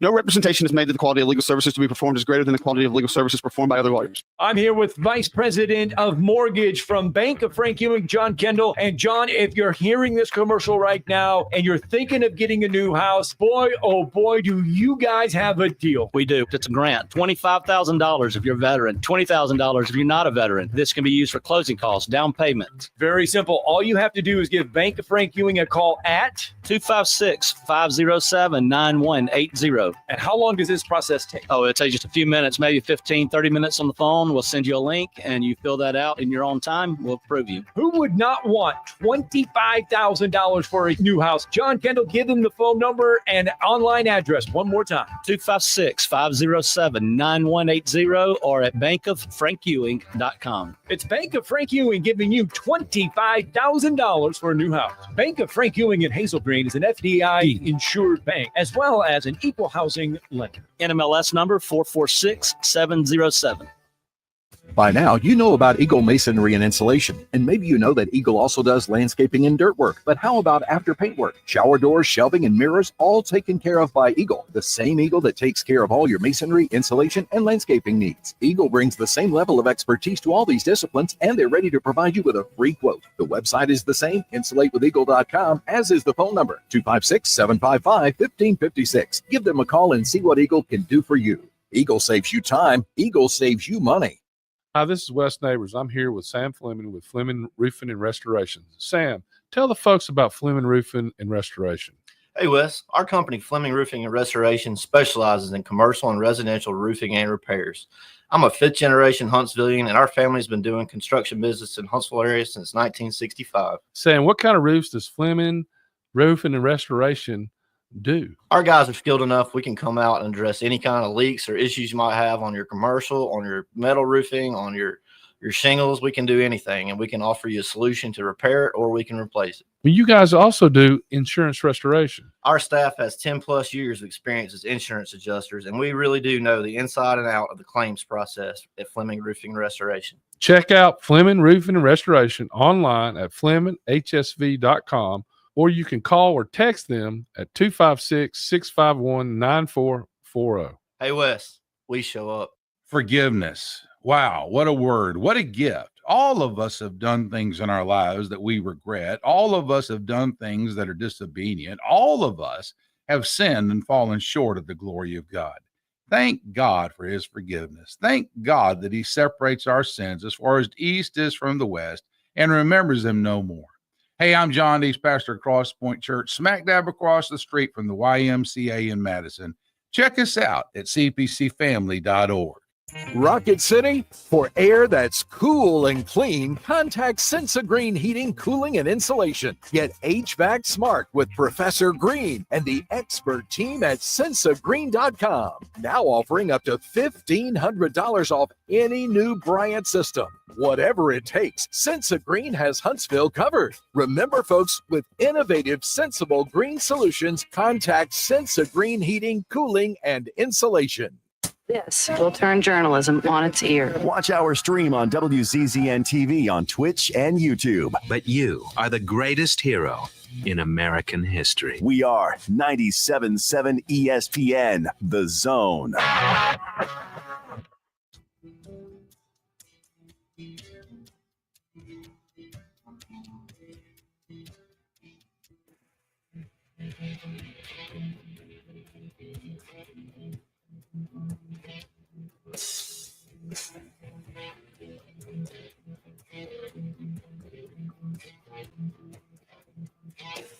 Coming up tomorrow, actually, correction, because my days are all confused. Coming up on Saturday at 1:30, you're going to have UAH and Tampa.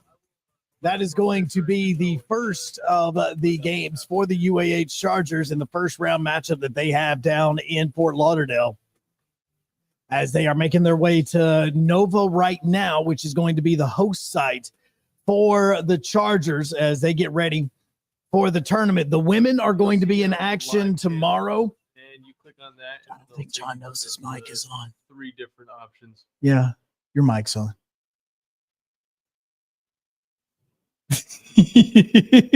I was just letting him Doesn't know. say live channels or listen here. We're gonna enjoy this together.